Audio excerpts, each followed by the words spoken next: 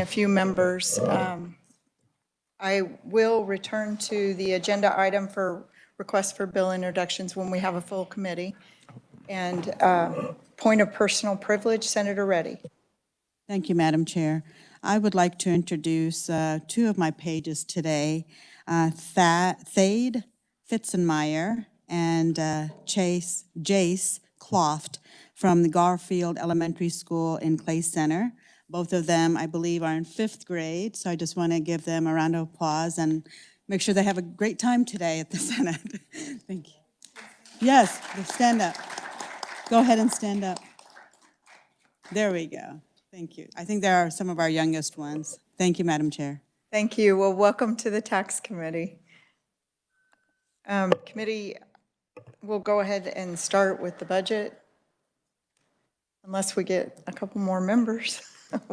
Okay, we'll go ahead and start with the budget. We have a budget hearing today on the Department of Revenue. Sharday, would you mind? Welcome back.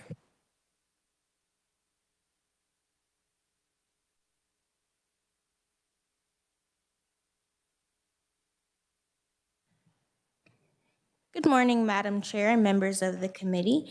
My name is Sharday Kane, and I will be presenting the Kansas Department of Revenue budget analysis before you today. The Kansas Department of Revenue collects taxes and fees, administers Kansas tax laws, issues a variety of licenses, and provides assistance to Kansas citizens and units of government. The agency is divided into 6 major divisions, and those are listed on the first page. I would also note that the back of the budget analysis has a breakdown of each of those divisions, and I will not be going over that, but I'm happy to answer any questions that you may have on those. Pages 1 through 5 give an overview of the agency's budget for fiscal year 24 and 25, as well as 2 breakdowns of funds, the Division of Vehicles Operating Fund and the Electronic Databases Fee Fund. On page 6, you will find the fiscal year 2024 analysis.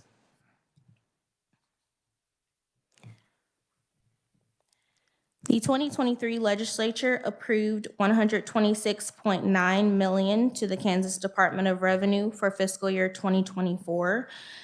Item number 1 is an SGF reappropriation of approximately $37,000 for money that will be shifted from fiscal year 23 to 24, unspent SGF money. The agency submits a revised estimate of $123.7 million, including $16.7 million SGF. This is an all funds decrease of $3.2 million or 2.5% below the amount approved by the 2023 legislature. Item number 2 is the pay plan shortfall. That is $127,900 SGF for this agency. In the appropriations bill last year, there was an estimate that did not meet the necessary amount, so this is to fix that from last year, and you will have a bill on this specific item separately. Item number 3 is for the license plate replacement. This is a decrease due to some of those funds being moved to fiscal year 2025. The license plate replacement will be done on a calendar year, so the end of fiscal year 2024 and the beginning of fiscal year 2025.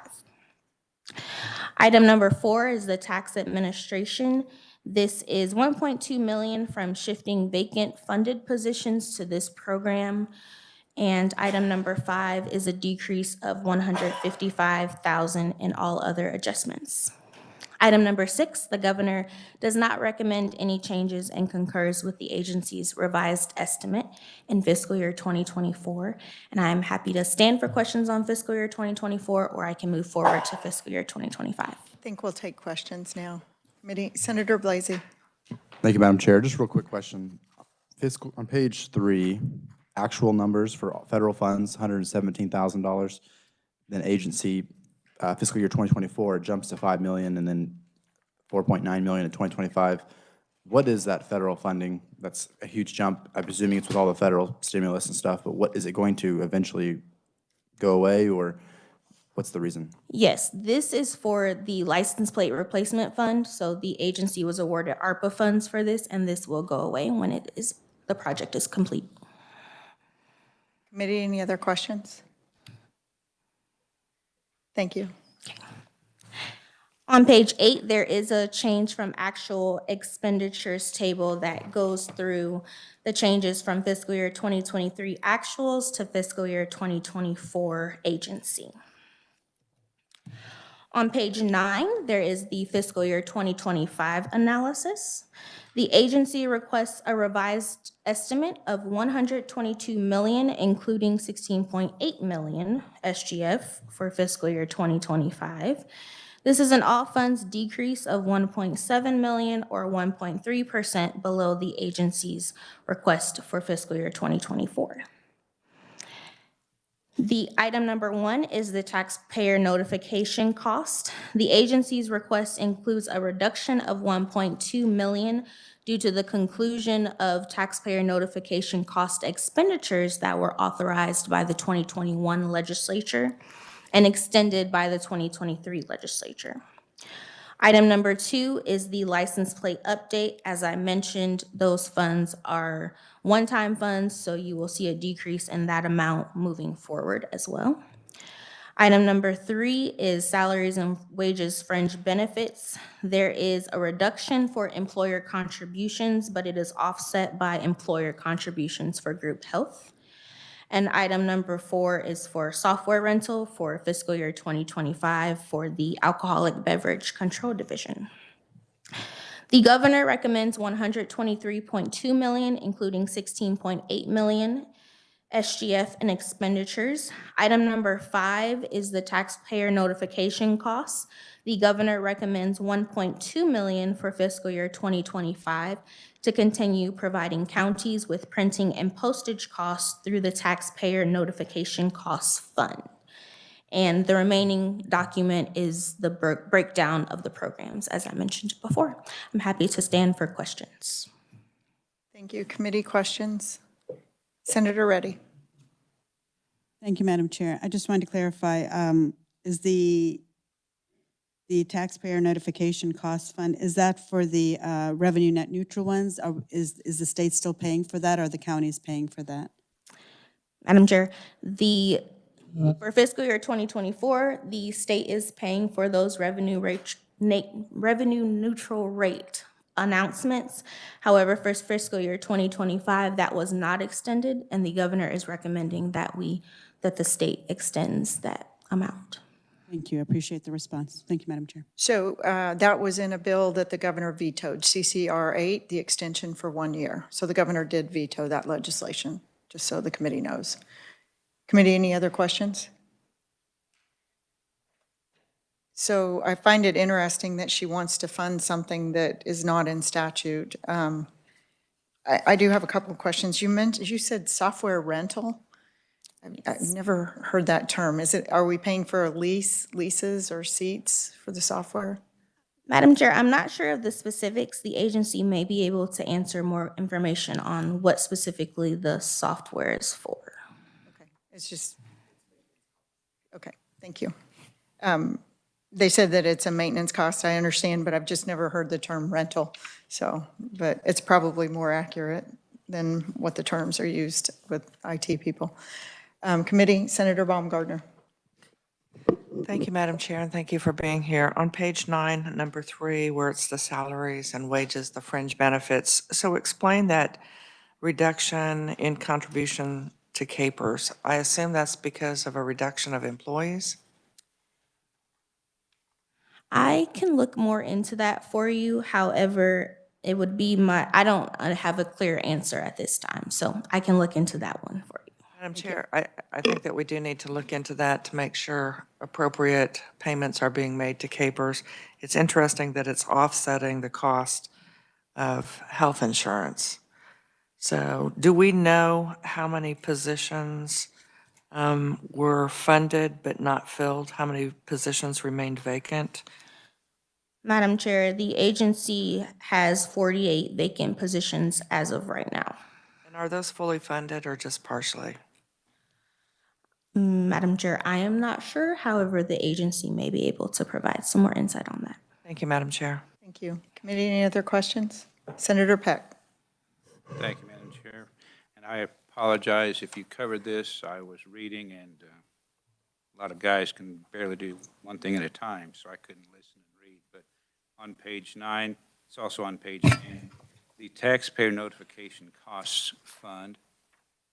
Apparently, it has a balance in it, and where do the funds come from for that fund? Madam Chair, to my understanding, those funds are SGF and they are transferred into this taxpayer notification costs fund. So is there a balance in the fund? The governor, it says that the governor recommends 1.2 million for 25, but it does not say anything about the governor, that it comes from SGF or where it comes in that particular recommendation. I do see on the next page in the chart that it's SGF. So I guess that's a two-part question. Is there a balance in the fund? And why is it not listed that this 1.2 is coming from? Madam Chair, I can find out if there is a balance in the fund. And to the second question, this is an estimate of how much they presume the expenditures would be for fiscal year 2025. Okay, thank you. And thank you, Madam Chair. I just don't like estimates. I prefer more specific numbers. No, thank you, Senator Peck. I think that they could get us the amount that was spent the last 2 years on reimbursement. And so, and your question as to what's left in the fund, it's a great question. So we'd like to see what was spent each year and then what, if any, is left in the fund. Any other questions, committee? Senator Reddy. Thank you, Madam Chair. This may be more of a question for data. I just want to know how effective it's been, if it has helped community members change the outcome of their property taxes, or how effective it has been instead of constantly doing the same thing if we're not getting better outcomes. The revenue neutral program, that's what Right. you're asking for? Yes. Senator, I'll go off topic a little bit here. There's over 4,000 property taxing authorities in the state of Kansas, over 4,400. Over 55% of them remained revenue neutral last year. We would have no idea that that occurred if we would not have passed this legislation. So it is having an impact. I just have a follow-up question, if you don't mind. Thank you, Senator. Yeah, sure. Last year, we were provided a list of how many were published and how many changed. I don't know if you know what I'm talking about, if we can Yes. have something like that. But if we don't need it, that's okay. I was just looking for if it's $1.2 That's not million. with, if I may, Senator, that's not with the Department of Revenue's budget, but we can supply that information. We can request that of research.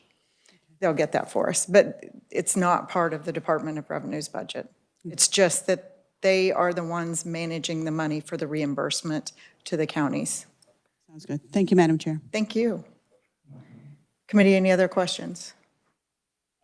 Senator Peck.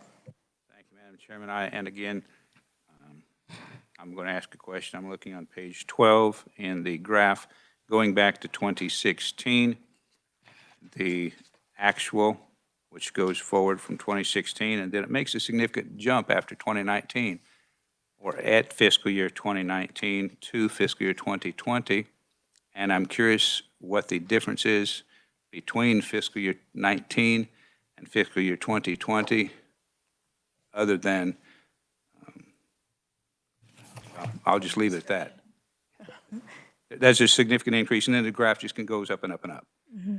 And so it's apparent that there's more taxpayer money being spent. It was fairly flat, even went down from 16 to 19, but then from 19 forward, it has continued to increase.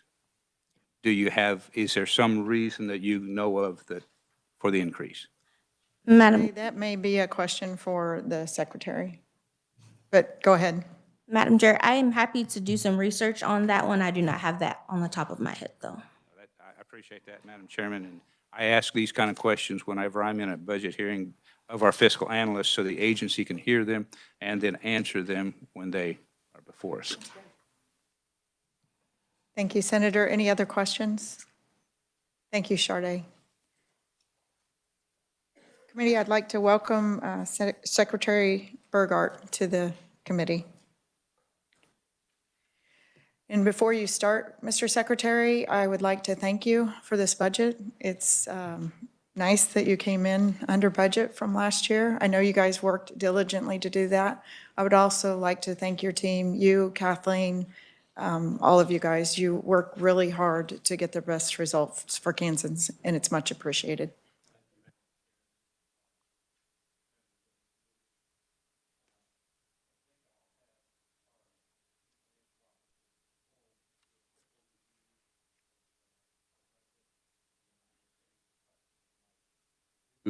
There we go. I do have some comments I want to make about some of the things that we've been doing at Revenue, and some of that relating to the security of our systems and our data that we have. I thought you might want to be updated along those lines. Be extremely interested in that. Thank you. Welcome to the committee.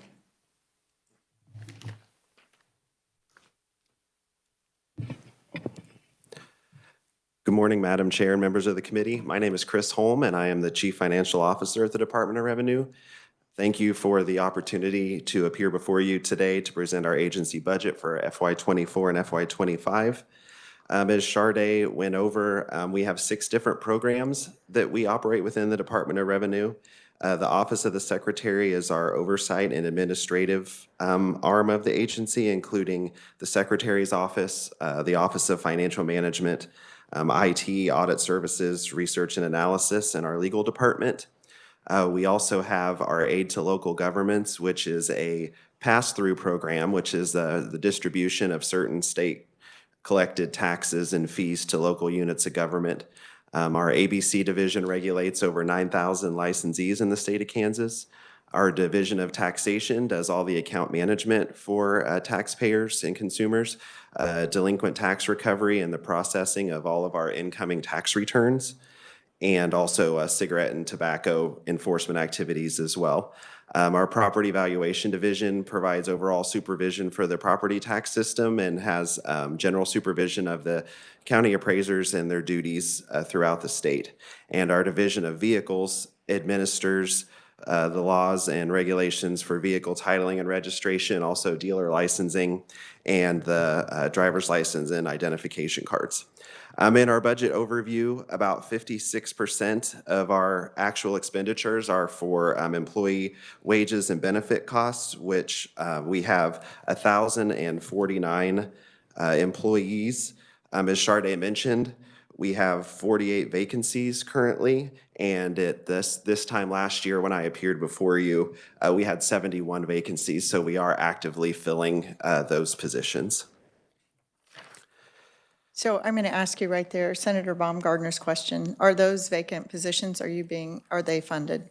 Of the 48 vacant positions, when we do our budget, we include shrinkage, which I'm sure you've heard of before, and that assumes that every payroll period, there's at least 23 vacant positions because that's just normal turnover. So we subtract that amount out of our budget. So, but it's a separate line item. So the FTEs are there, but then we subtract the shrinkage out when we submit our salaries and wages. So you are being funded for at least half of those? Yes.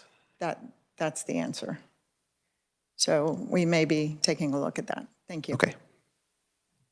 Our funding sources, we are funded through a combination of state general fund, which our state general fund is about 13% of our annual budget. We did not have any enhancement requests for FY24 or 25. On my testimony on page 4, what I like to give the committee is what we were approved for than what we asked for this year when we revised our budget. And in the Office of the Secretary, we decreased our salaries and wages for positions that we shifted between programs within the agency, also increased software and maintenance fees, offset by a decrease in OITS fees as well. In our aid to local governments program, this is the one that fluctuates the most every year because these are those pass-throughs that I was referring to earlier. And the distribution estimates are based off the consensus revenue estimates. So what I do when I prepare the budget is I use those estimates. Normally, they're the ones from May since I'm preparing the budget in August. And so we have to update those every year. They're calculated based on the most recent consensus revenue estimates during our budget preparations and the reimbursements to the county clerks as well for the revenue neutral rate mailings are included in this program. And you had asked a couple minutes ago about, Senator Peck did, about the balance in that fund and how much we've paid out. In fiscal year 22, we paid out 1.1 million in reimbursements to the counties. And then this fiscal year, we paid out 1.2 million, and 102 counties out of 105 requested reimbursement. And the way that it works is the counties submit to us their reimbursement requests, we review them and approve them, and then what we do is we certify that amount, the secretary does, and then we receive a transfer from the state general fund for that exact amount into that fund to make it whole every year. So there is no balance that we carry. In our alcoholic beverage control program, we adjusted our salaries and wages just a little bit for current staffing and decreased our software maintenance costs due to system enhancements that were completed in a prior year. In Division of Tax, we adjusted salaries and wages, also increased postage and other contractual services related to our channel modernization program. In property valuation, we increased our salary and wages cost by $35,000 to reflect current staffing, and then we're looking at the possibility of replacing our current sales ratio software package program, which is no longer supported. We added that in the budget as well. In the Division of Vehicles, we adjusted our salaries and wages again. This is a normal occurrence every year, adjusting salaries and wages just because of turnover.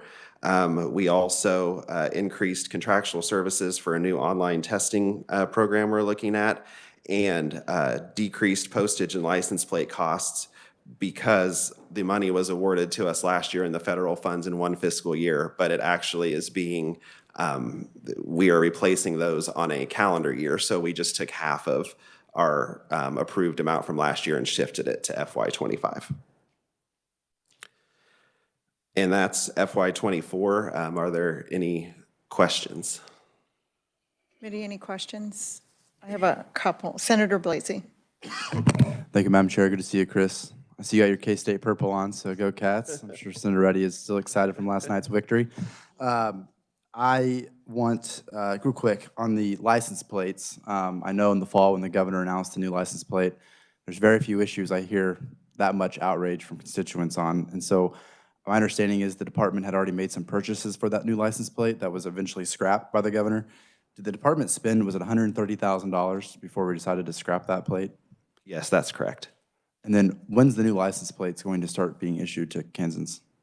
The new design, I can double check, but I believe that it's going to be in June or July. And let me defer back, is that correct? Okay, yes, that's correct. Is the plan to replace the entire state? Every Kansan will get all their vehicles replaced in one calendar year? Is that the plan? If you have an embossed plate, those are the ones that are being replaced. We've actually started that now. Okay. With your renewal month. So if you are getting an embossed replacement in the first half of the year, you're going to get the current design, and then we're going to start producing the new design in the summer. So then within 2 years, every Kansan will have the new plate? No, or just the embossed plates? Just the embossed plates, but if you go in and get a new vehicle, and if you had an old plate that you can't use anymore, that's the digital produced, then you would get the new design. So I would recommend being cautious because I think there's some legislation coming regarding how those plates are designed and how they move forward. You're not surprised. Understood. Yeah, because I don't think people are happy with the final design either. at least not in my area. And you're right, it's sad, but we had a saying when I was working at NASA, if we were working on the color of font or what the monitor was, everybody was engaged. But if you're talking about the telemetry stream processing coming in real-time parameters, not very many comments. So we're talking about the font, and it's important to Kansans. Senator Peterson. Thank you, Madam Chair. On the 130,000 you spent, you know, the plates are aluminum stock with reflective material that's printed. What was that 130,000 spent on? It's my understanding, and I'm not a license plate expert, but there's a roll of sheeting and a cylinder that had to be ordered. And that was, one roll of sheeting is about 144,000 plates. And we ordered that and it was processed before we could cancel it. We canceled everything after that, but we weren't able to cancel that first roll of sheeting. The aluminum sheeting can be used for any plate because it's a separate reflective material that comes on top of it as they put it through the machine. I think this has to do with the colors. Is that correct, David? Okay. Yeah, this, Reflective sheeting that goes on top of the aluminum. and this shows you that I'm not an expert on the plates at all in the sheeting, but I'm not sure exactly how it. That's fine. Thank you. Okay. Any other questions? I do have a couple. One,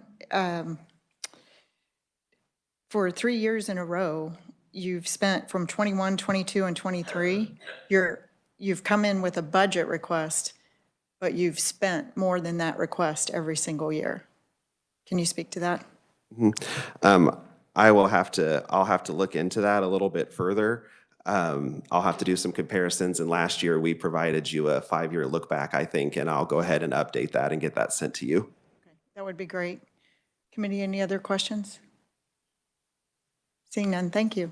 All right, thank you. Thank you. He's finished. Oh, Senator Peck has a couple questions for you. Thank you, Madam Chairman. I apologize. I didn't realize that the conferee was going to be stepping down. Looking at our fiscal analysis on page 5 and then page 12, we have graphs, and I'm sorry, page. Thank you, Madam Chairman. The mic's on. Is it not working? It is. Okay. I just wasn't close enough to it. I had asked a question earlier of our fiscal analyst on the administration expenses.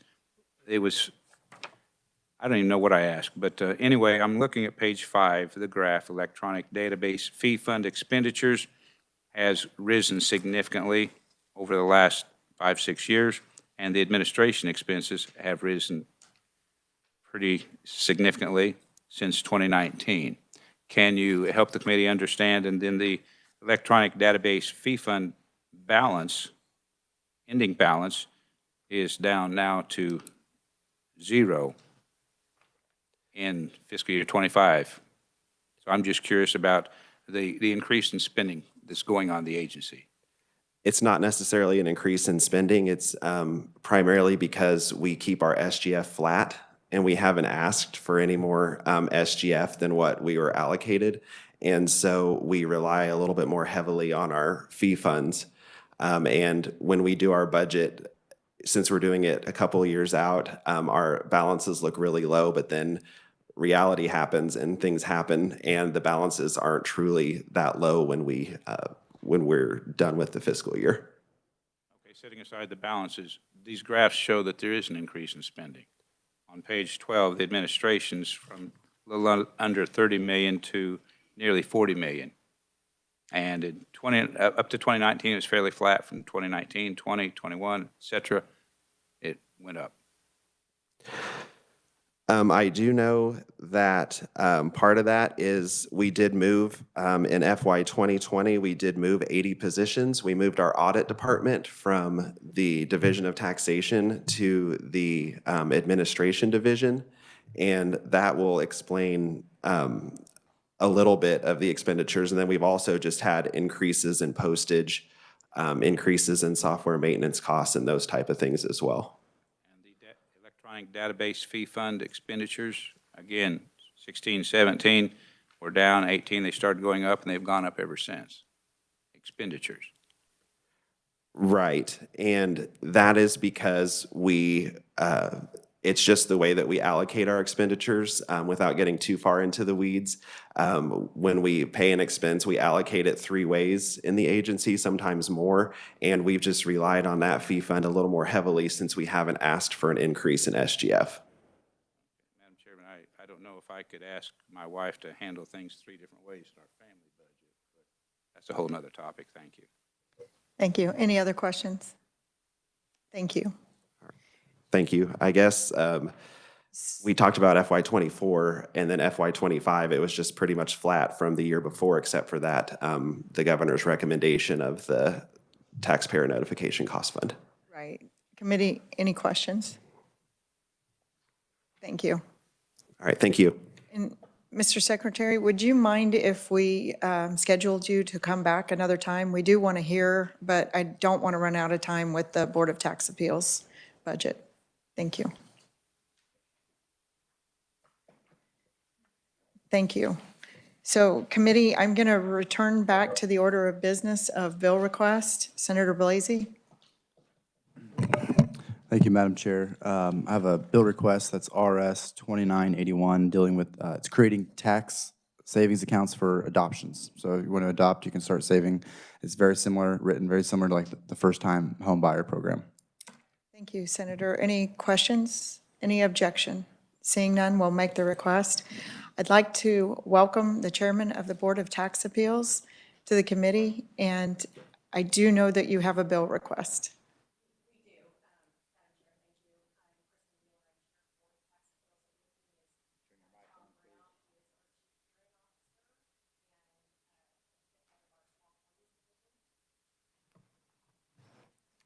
All right, is it on now?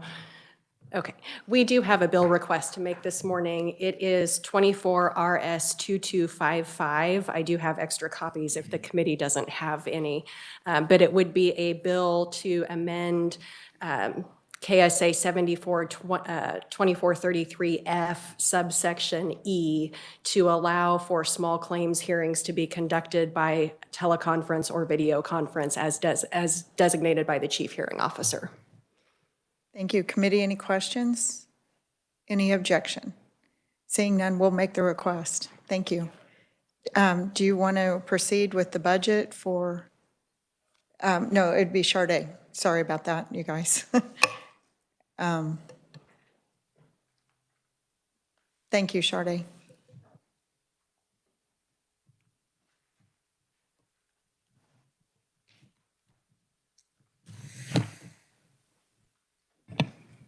Okay. Can you hear me? Okay, good. The Board of Tax Appeals is the highest administrative tribunal to hear cases involving ad valorem, property income sales, compensating use, and inheritance taxes, along with other matters involving taxation by state and local authorities.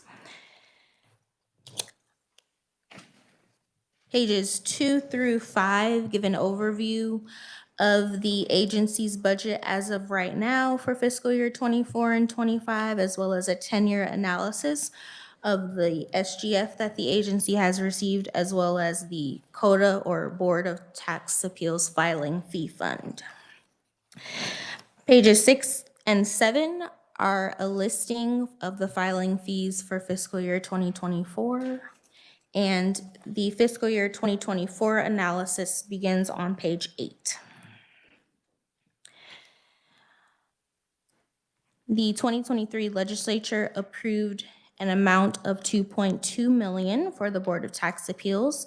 Item number 1 is an SGF reappropriation of about $9,000 in unspent SGF money. The agency submits revised fiscal year 2024 expenditures of $2.7 million, including $1.1 million SGF. This is an all funds increase of $458,000 or 20.6% above the agency's approved amount. Item number 2 is that pay plan shortfall in the amount of $5,007 SGF, as I mentioned in the Kansas Department of Revenue. Item number 3 is the BODA IT Modernization Initiative. As you may recall, the 2023 legislature approved this project, and due to the availability of federal ARPA funds, this is being reflected in the agency's budget submission. Item number 4, the duplicating fee fund includes an additional $371 in expenditures for office supplies. The governor concurs with the agency's fiscal year 2024 revised estimate with the following adjustment: a funding shift of $250,000 SGF in lieu of the filing fee fund in fiscal year 2024. And I can stand for questions on fiscal year 2024 or move to fiscal year 2025. Committee, any questions? Thank you. On page 10, there is the change from actual expenditures from fiscal year 2023 to 2024. And the fiscal year 2025 analysis is on page 11. There are no major changes in the agency's request for fiscal year 2025 other than the deletion of $450,000 for those one-time ARPA funds for the modernization initiative. Item number 2, the governor concurs with the agency's fiscal year 2025 request with the $250,000 funding shift again for fiscal year 2025. And I'm happy to stand for questions. Thank you, Sade. Do we have any idea how many cases that will impact on the 250,000? I know this committee has discussed attempting to eliminate the fees, so it's very much appreciated, the governor recommending these funds towards those hardships. I'd just be curious as to how many cases we might actually impact with that increased funding. Madam Chair, I'm not sure that we've discussed how many cases that may impact. Committee, any other questions? Senator Peck. Thank you, Madam Chairman. So in fiscal year 24 and 25, the governor's recommendations is a funding shift from the Court of Tax Appeals filing fee fund to state general fund. Looking at the information, it appears as though the filing fee fund has a sufficient balance in it at this point. Should the fee fund drop, I might be willing, but do you know why the governor suggests using $250,000 of state general fund instead of the fee fund? Yes, so are you referring to page 5 of the budget analysis? Well, page 5 is where the fund expenditures and then the ending balance are. And then on page 9 is the governor's rec for 24, and page 11 is the governor's rec for 25. So the ending balance in this table takes into consideration the $250,000 SGF shift. If you do not take that into consideration, then the Board of Tax Appeals has provided their cash flow estimate, and it shows that the fiscal year 2025 ending balance will be about $295,000. Which is still above the 250,000. So they could go for a couple years projected at the 250 without the state general fund. Have we been putting in state general fund money for a few years? The agency received about 65%, it's a 65-35 split for the agency between SGF and the Board of Tax Appeals. I would also note that the agency did swap 100,000 expenditures in the opposite direction during the 10% reduced resource package. So I'm not sure if the governor wanted to consider switching those back or what the analysis was, but that is a part of the analysis in the paragraph before the table on page 5. Thank you for your answers. Madam Chairman, again, possibly the agency can address that. Thank you, committee. Any other questions? Thank you, Sade.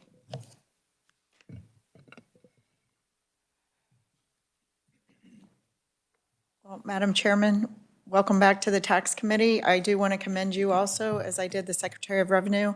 You run a fine ship. I'm I think the taxpayers of Kansas are better off because of how BOTA is proceeding. And I want to commend you too.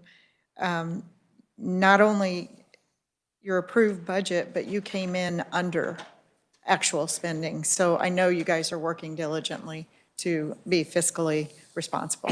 Thank you. Thank you, Madam Chair and members of the committee. It's a pleasure to be with you this morning, and we appreciate the opportunity to come and discuss the agency's budget with you. I will try to keep my remarks brief to allow time for questions about the budget. I just want to make a couple general notes, and I think that because FY24 and 25 are so similar, I will just discuss them at the same time. But in both of those years, the general increases that we've requested are additional SGF needed to cover pay plan shortfalls, and there's really nothing beyond that that we're requesting additional funds for. I want to address that the FY24 budget you were provided does include a substantial amount of money that came from ARPA funds. We did receive $590,000 last year from that committee. That funding must be allocated by the end of 2024 and spent by the end of 2026. So even though it is in the budget for FY24, it is available for a longer period of time than that, and it is earmarked for certain IT-related projects that were part of that grant application. It is not part of our general operating fund, and we do not and cannot use it as such. To date, we've spent about $140,000 of that, and I'll update you in a minute on what we've spent that on. And then I do want to mention that funding fee swap briefly, and I'll talk more about this as well. But that is not a proposal to add more money to the total operating budget. It is simply a swap as to the source of that funding. So rather than having a higher limitation on what we're expected to spend out of the fee fund, that would shift toward coming from state general funds. Madam Chair, I know that you have a particular interest in IT projects, so I did want to give the committee a brief update on what we have done so far. I know this is the first year I have not asked you all for a substantial amount of money toward those projects. So to date, we have replaced our outdated court recording system in both hearing rooms, and we have updated our smaller hearing room to allow for Zoom conferences in the hopes that that will allow us to run more hearings simultaneously. And we have also upgraded both of our hearing rooms to allow for video conferencing platforms other than Zoom in the event that is helpful to taxpayers. Still in progress, we are working on our migration to OITS. We have been actively doing that for about 18 months now. And we are still working on replacing our document management system. That is a major project, but we have interviewed and had in-office demonstrations from multiple vendors. We've had our staff evaluate the options, and we've really spent some time drilling down our operative requirements and our desires for that system, and we hope to have that installed within the next year. On the fee fund swap, I did submit to you all a letter that was provided to the House Committee after our budget hearing in that committee. They did have questions about the fee swap as well. And rather than duplicate efforts, I wanted to keep everyone on the same page with the information that we were providing. And so that is why I gave you all a copy of that letter. But that describes in some detail how the fee works and how the balance shifts over time, and the reason the governor's office requested that we do this fee swap. Senator Peck, to your question earlier, the fee fund receipts over the last several years have been relatively stable. Over that time, the limit of expenditures that we're expected to spend from that fund has always been higher than the balance remaining in the fund. And the balance of the fund is dropping lower by about $250,000 every year. So without the fee fund swap, that balance will deplete until the fund is empty in about FY26, is the agency's projection. The Department of Budget has advised that it likes to see agencies retain about 5 to 6 months worth of operating expenses in sort of a savings account, I guess, for lack of a better term. That is about the amount that we have in the fee fund right now. If it goes substantially lower in FY25 without the fee swap, it's projected to be below $300,000. That's maybe 2 to 3 months worth of operating funds for the agency. The House did decide to lower the amount that was swapped this year. That was their recommendation. We would recommend to this committee that the fee swap stand as the governor's office has recommended it. And I would point out to all of you, I believe I submitted this with my materials, and if I did not, I can send it again, but there is a chart that looks like this that was prepared by the Division of Budget that shows actual balances and revenues in the fee fund back to FY 2020 with projections to FY 25. And this would show the anticipated balances and revenues without that funding swap. So if the committee is curious to know what those balances would be without the proposal today, the detailed numbers are in that sheet. I wanted to make a few quick notes on some performance measures that you may all be interested in. I would refer you also to page 9 of our budget narrative. There is more information in there. As far as our total caseload, we increased from roughly 6,400 cases in FY22 to over 7,300 in FY23. That was comprised of about 260 more regular division cases and roughly 700 more small claims cases. Our regular division closed approximately 1,800 more cases in FY23 than in FY22. And in FY23, we closed 7,249 total cases compared to 5,499 in FY22. So as you can see, our numbers are increasing there. Senator Tyson, to your question earlier, as far as how many cases that fee fund swap would impact, I think that it's not designed so much to impact fees charged on particular case types, just the source of the funding. So the governor's proposal was not that we would eliminate more fees on particular types of cases at this point, but it's designed to keep the balance of that fee fund steady where it's at, as opposed to continuing to draw it down. But I would point out that this committee has discussed in the past going away from the fee fund entirely, and this would be one shift that would go in that direction of moving the board away from that. With that, I thank you all and would stand for questions. Thank you. Committee, any questions? Senator Erickson. Thank you, Madam Chair, and thank you so much for your presentation. I apologize if you said this, but how much did the House recommend on their swap? I believe that they recommended 150,000. And Sade is shaking her head yes at me. So I think that they recommended 150,000 for both years. Thank you, Madam Chair. Committee, any other questions? Well, I do know that you guys are able to, because of some of these funds available, waive hardships cases and allow them to be heard. So I think we need to keep that in mind, that it might take away some of that flexibility in the future if we're not careful. Committee, any other questions? Seeing none, thank you. We will work these budgets tomorrow unless there's objection. Is there any objection? Okay. And at that time, we'll invite Mr. Secretary back to give us more of an overview of what's going on with the department, if that's okay. Great. Any other business to be brought? Senator Kersen. Thank you, Madam Chair. I just want to introduce my pages that's here. No, that's wonderful. I look at you and I just thought Corson and then Kersen, and my mind is. It's amazing. Yesterday, run into him 4 times. Yeah, there you go. Yes, Senator Kersen. Thank you, Madam Chair. I have Peyton Lease in the back row there. Please stand up.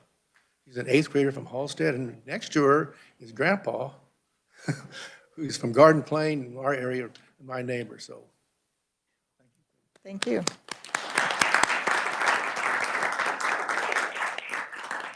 Well, welcome to the Tax Committee. Is there any other business? Seeing none, we're adjourned. Thank you.